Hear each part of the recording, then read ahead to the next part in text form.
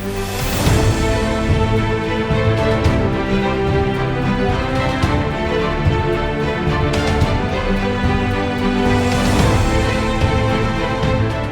ہوں آپ کی ہوسٹ مہناز جاوید اور آپ دیکھ رہے ہیں سانچھا پاکستان۔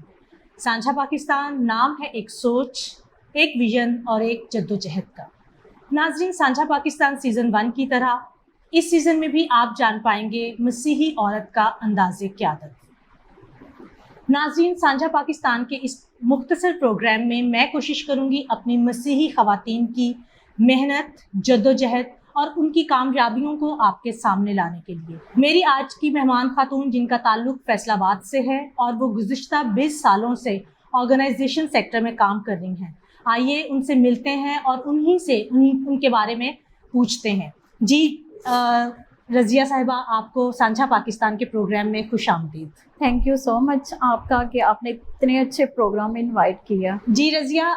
یقیناً ہمیں بھی بہت خوشی ہوئی ہے کیونکہ جب ہم اپنے پروگرام میں، ہمارے پروگرام کا مقصد اپنی جو ینگ جنریشن ہے، اسپیشلی کرسچن خواتین اور بچیاں، ان کو آپ جیسی کرسچن خواتین کو جو کہ ویمن لیڈر کے روپ میں سامنے آتی ہیں، ہم چاہتے ہیں کہ آپ لوگوں کی جو محنت تھی، جو آپ لوگوں کی اسٹرگل تھی، جو آپ لوگوں کی کامیابیاں ہیں، ان کو ان تک لانے کے لیے، تاکہ وہ آپ لوگوں کو دیکھتے ہوئے اپنی لائف میں آگے بڑھتی رہیں۔ جی رضیہ، میرا پہلا سوال یہ ہے کہ میں نے آپ کا بہت ہی مختصر تعارف، کیونکہ اگر 20 سالوں کی آپ کی جدوجہد ہے تو یقیناً اس 20 سالوں میں آپ کی جو محنت ہے، آپ نے جو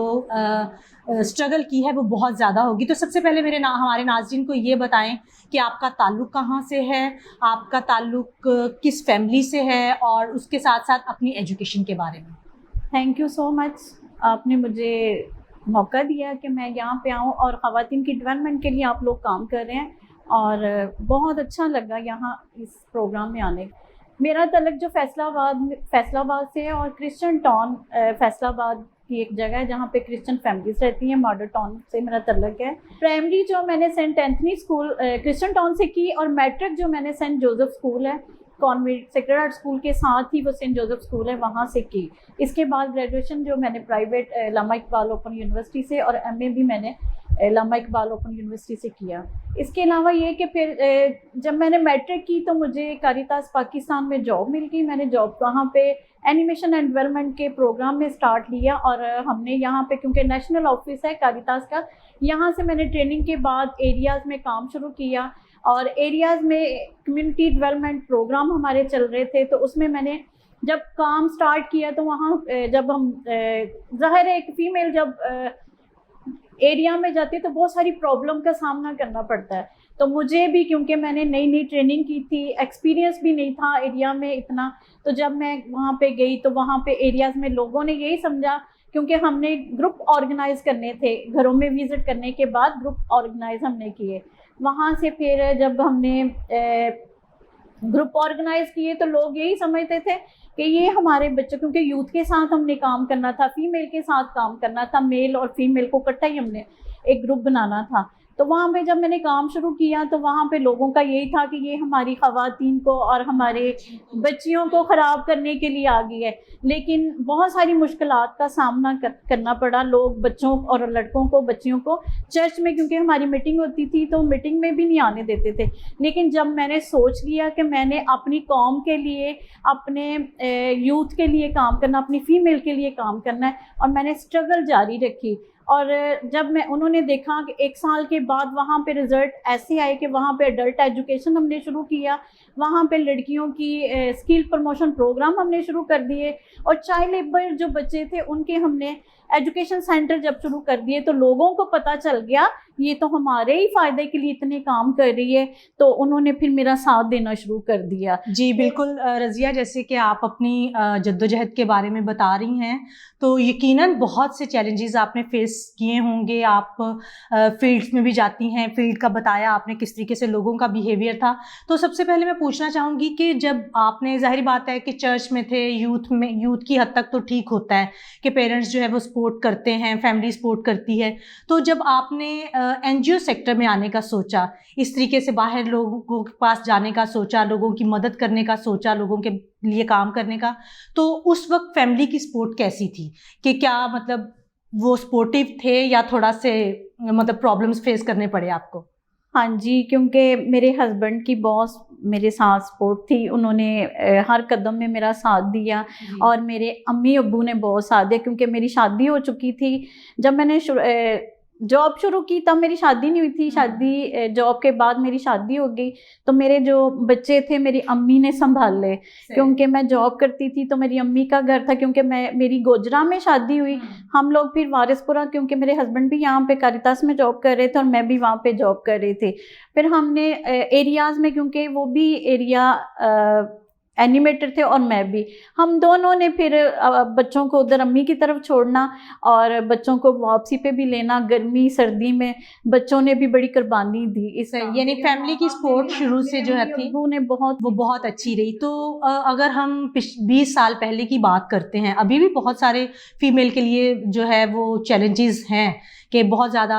ایجوکیشن کے باوجود، بہت زیادہ ترقی کے باوجود چیلنجز ہم لوگ فیس کرتے ہیں۔ تو اگر ہم 20 سال پہلے کی بات کرتے ہیں، جب آپ نے اپنی اسٹرگل سٹارٹ کیا، آپ نے کام کرنا شروع کیا، تو جب آپ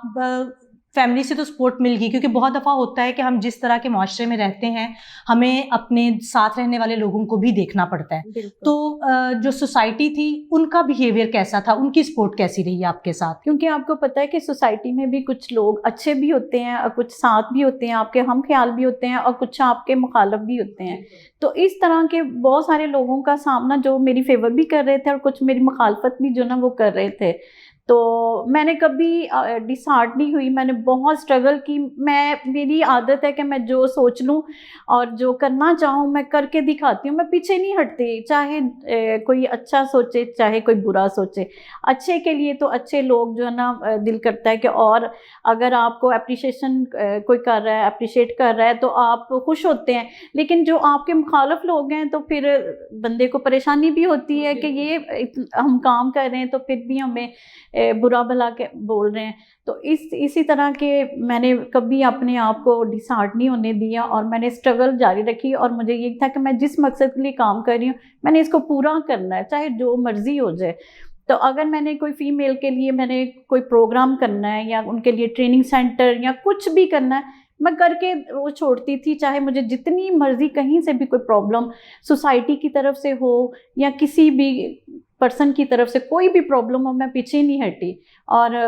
خدا کی طرف سے یہی میری ایک سٹرگل جو آج مجھے اس مقام پہ لے آئی ہے، کیونکہ میں نے بڑی محنت اور سٹرگل کی ہے، تو میں پریشان نہیں ہوتی۔ جی بالکل ناظرین، جیسا کہ رضیہ اپنے بارے میں بتا رہی ہیں کس طریقے سے وہ آگے بڑھتی رہیں، بالکل ایسا ہی ہے کہ جب آپ کچھ کرنا چاہتے ہیں تو آپ کو اپنی لائف میں، آپ کو اپنی جرنی میں بہت سے اچھے لوگ بھی ملتے ہیں اور کچھ ایسے لوگ بھی ملتے ہیں جو کہ آپ کی مخالفت کرتے ہیں، لیکن اگر آپ کا پیشن ہے، اگر آپ کچھ کرنا چاہتے ہیں تو کوئی بھی چیز آپ کو جو ہے وہاں آگے بڑھنے سے، اس مقام تک پہنچنے سے نہیں روک سکتی۔ تو رضیہ، جیسے کہ جب میں نے آپ کے بارے میں پڑھا، آپ کا دیکھ رہی تھی، میں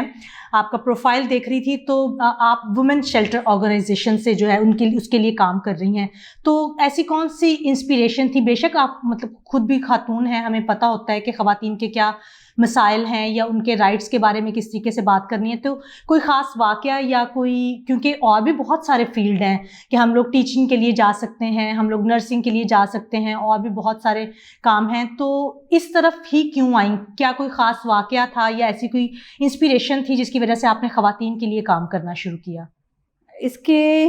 کام کی طرف میں اس طرح آئی کہ کیونکہ کاریتاس میں میں نے سوشل ورک کا کام کیا تھا، وہاں پہ بھی ہم لوگوں کی کمیونٹی میں جا کے کمیونٹی ڈیولپمنٹ پروگرام کرتے تھے، لوگوں کے ساتھ مل کے، یوتھ کے ساتھ، خواتین کے ساتھ، تو بچپن میں ہی مجھے ایک شوق تھا کہ میں لوگوں کی ڈیولپمنٹ کے لیے، خاص کر بچوں اور فیمیل کی ترقی کے لیے کام کر سکوں، اور میری وجہ سے لوگوں کو فائدہ ہو اور میں ان کی ترقی کا ایک ذریعہ بن سکوں۔ تو یہی ایک، جب میں اینیمیشن پروگرام کے بعد مجھے نا ذمہ داری دی گئی کاریتاس آفس کی طرف سے، ورکنگ چلڈرن پروگرام مینیجر کی سیٹ پہ مجھے کام کرنے کا موقع ملا، اور خداوند کا شکر ہے، خدا نے اتنی عزت دی، اور مجھے یقین کرے فیصل آباد میں بچوں کی جیل ہے،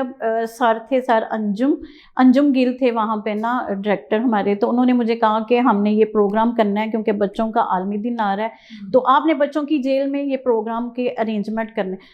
کرنے ہیں, کیونکہ مجھے تو پتہ ہی نہیں تھا کہ فیصلہ آباد میں بچوں کی جیل بھی ہے. پھر میں نے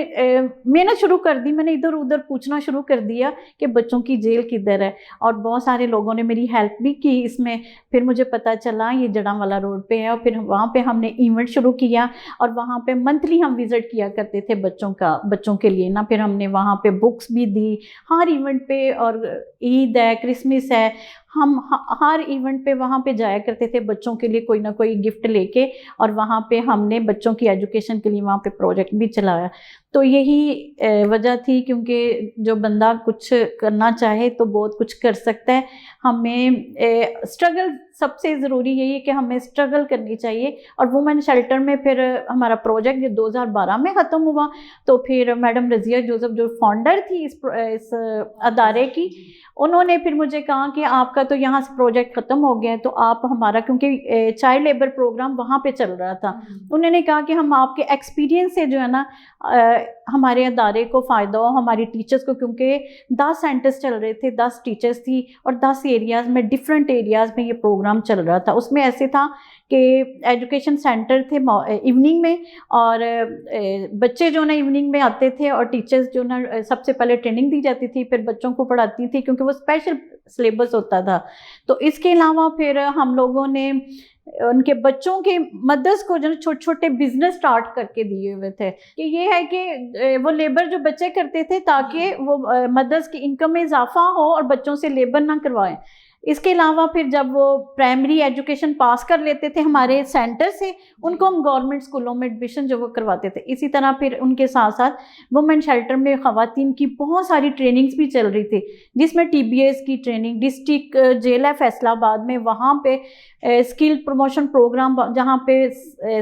کیا کہتے ہیں بیوٹی پارلر کی ٹریننگ تھی, اڈلٹ ایجوکیشن کی ٹریننگ تھی, اور بہت ساری ان کو کمپیوٹر کی ٹریننگ کے ساتھ ساتھ اور بھی ان کو اویئرنیس پروگرام وہاں پہ ہوتے تھے خواتین کو اویئرنیس, تاکہ یہ جیل کے بعد خواتین ایک باعزت طریقے سے جو نا زندگی اپنی بسر کر سکے. ہمارے معاشرے میں ایک عورت اگر جیل میں چلے جاتی ہے اور واپس اپنے گھر میں جاتی ہے, اس کو اچھی نہیں دیکھا جاتا. تو اس لیے ہمارا مقصد, اور مجھے اس لیے جوش میرا پیدا ہوا کہ میں ان خواتین کی ترقی کے لیے ایک ذریعہ بن سکوں جن کو ہماری ضرورت ہے. تو یہاں سے کاریتا سے میرا سلسلہ شروع ہوا, اور 2018 میں میڈم رضیہ جوزف کی ڈیتھ ہوگی, اور ان کی ڈیتھ کے بعد پھر اس سیٹ پہ میں کام کر رہی ہوں. ٹھیک ہے جی, بہت ہی زبردست رضیہ آپ کا کام ہے, اور یقیناً یہ جو ہے وہ بہت ساری ہماری جو ینگ خواتین ہیں ان کے لیے یہ ایک انکریجمنٹ بھی ہے. تو رضیہ, جیسے آپ بتا رہی ہیں کہ آپ نے کس طریقے سے کاری تاج سے کام شروع کیا, پھر آپ بچوں کے لیے, خواتین کے لیے جیلوں میں بھی جاتی رہی, وہاں پر ان کے لیے ایونٹس آپ نے جو ہے آرگنائز کیے, اور خواتین کو بزنسز سٹارٹ کروا کے دیے, بچوں کو چائلڈ لیبر سے ہٹایا. تو یقیناً بہت سارے چیلنجز آپ نے ان سارے کاموں میں. تو چیلنجز ایک عورت ہوتے ہوئے کی تو ہم نے بات کر لی, ہماری سوسائٹی میں ایک کرسچن وومن ہوتے ہوئے بھی ہم لوگ بہت سارے چیلنجز, کیونکہ آپ ہر جگہ پہ گئیں, اسپیشلی جب آپ جیلوں میں جاتی تھیں, اس طرح کے جو سرکاری دفاتر تھے وہاں پر جاتی ہوں گی, تو ایک کرسچن عورت ہوتے ہوئے آپ نے بہت ساری مشکلات دیکھی ہوں گی, بہت سارے جو مسائل ہیں وہ آپ نے فیس کیے ہوں گے. تو اس کے بارے میں ذرا تھوڑا سا اگر آپ بتانا چاہیں تو.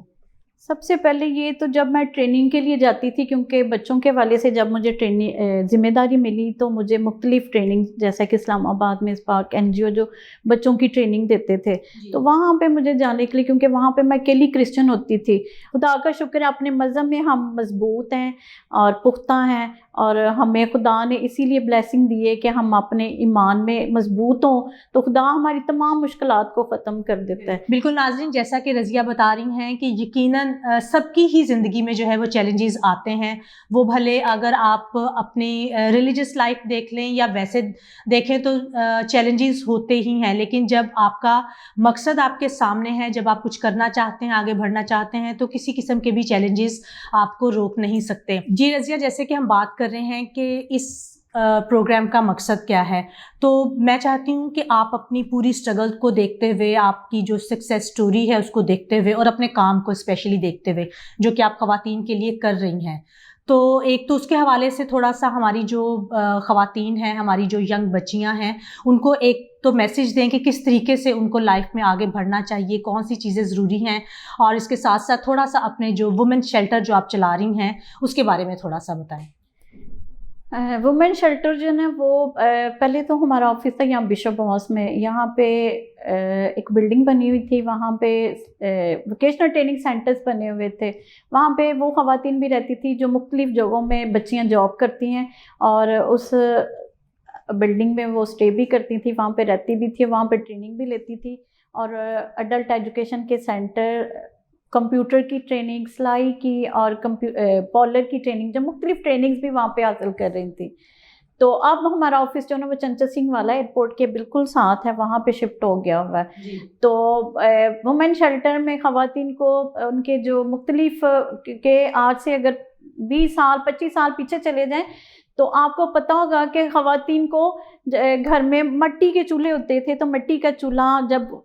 ایک عورت کی بچیاں 5 یا 4 بچیاں پیدا ہو گئی ہیں تو اسے جان چھڑوانے کے لیے چولہا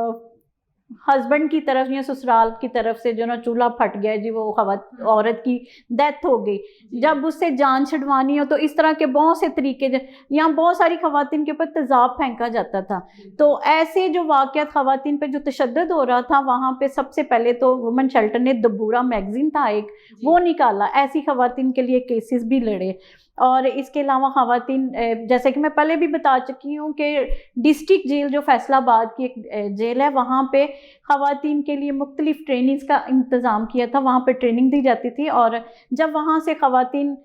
گھروں میں جاتی تھی باعزت طریقے سے اپنے گھر کی انکم کا ذریعہ بھی بنی ہوئی تھی۔ اس کے علاوہ ہم نے مختلف فیصل آباد ڈسٹرکٹ میں اڈلٹ ایجوکیشن بنائے ہوئے تھے، وہاں پہ مختلف ایریاز میں خواتین کو ایوننگ ٹائم میں وہاں پہ خواتین کو جو ہے ایجوکیشن دی جاتی تھی، کیونکہ کچھ غربت کی وجہ سے، کچھ کسی بھی مجبوری کی وجہ سے خواتین جو نا پڑھ نہیں لکھ سکتی تھی، اور بہت ساری خواتین جب ہم ایریاز میں جاتے تھے تو بتاتی ہوتی تھی کہ ہمیں پڑھنے لکھنے، خاص کر ہمیں بائبل پڑھنے کا بڑا شوق ہے۔ تو ہم لوگوں نے پھر ان کے لیے اسپیشل جو ایوننگ میں جب وہ اپنے کاموں سے فارغ ہوتی تھی، ہم نے اڈلٹ ایجوکیشن سینٹرز کا انتظام کیا، اور وہ اتنی خوش ہوئی۔ آج اگر ان ایریاز میں چلے جائیں، بہت ساری خواتین بائبل بھی پڑھ سکتی ہیں، اپنے بچوں کا ہوم ورک جو بچوں کو ملتا ہے، جو ٹیچرز لکھ کے دیتی ہیں، وہ دیکھ بھی سکتی ہیں، اور مختلف اپنے گھروں میں جو بل آتے ہیں، بجلی کا، گیس کا بل، یا مختلف جو چیز لکھی ہو وہ پڑھ لکھ بھی سکتی ہے، اور بہت خوش ہیں اور دعائیں دیتی ہیں میڈم رضیہ جوزف کو کہ ان کی مدد سے، ان کے ان پروگرام کی وجہ سے خواتین کو بہت سارا فائدہ ہوا۔ اس کے علاوہ ٹی بی ایس کی ٹریننگ تھی، جو خواتین پہلے اگر دیکھا جائے تو گلی محلوں میں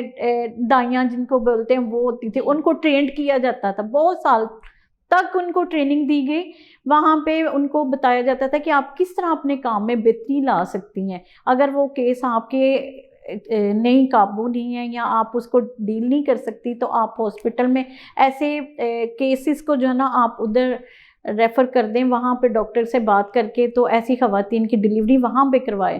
تو اس طرح کی بہت ساری خواتین کی آج سے دیکھا جائے تو ہزاروں خواتین کی، جس میں لڑکیاں بھی ہیں اور خواتین بھی، ان کی ترقی کے لیے بہت سارا کام ابھی بھی ہو رہا ہے۔ ابھی ہم یوتھ کے ساتھ بھی کام کر رہے ہیں، ہمارے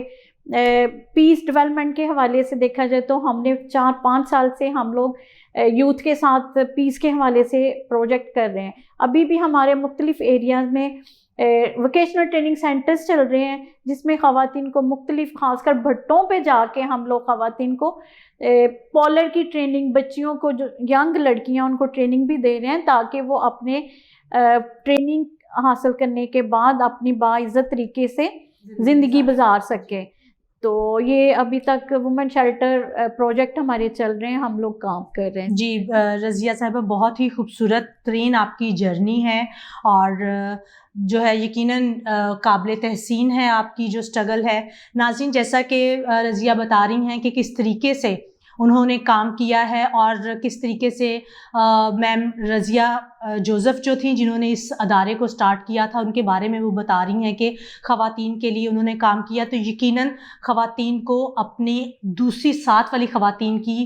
جو ہیلپ ہے، مدد ہے، اس کی کرنے کے لیے بہت ضرورت ہے. بہت دفعہ ہوتا ہے کہ ہم خواتین ہوتے ہوئے بھی دوسری خواتین کی مدد نہیں کرتے، اور بہت دفعہ اگر کوئی کامیاب ہوتا ہے تو اس کی کامیابی کو ہم سیلیبریٹ نہیں کرتے. اگر ہم ایک دوسرے کی مدد کریں گے، ایک دوسرے کی خوشی میں خوش ہوں گے، دوسروں کو انکریج کریں گے، تو یقیناً ہم بہت آگے بڑھیں گے. ناظرین، آپ جانتے ہیں کہ ہمارے پروگرام کا وقت بہت ہی مختصر ہے. ہم رضیہ صاحبہ کا شکریہ ادا کرتے ہیں کہ وہ فیصل آباد سے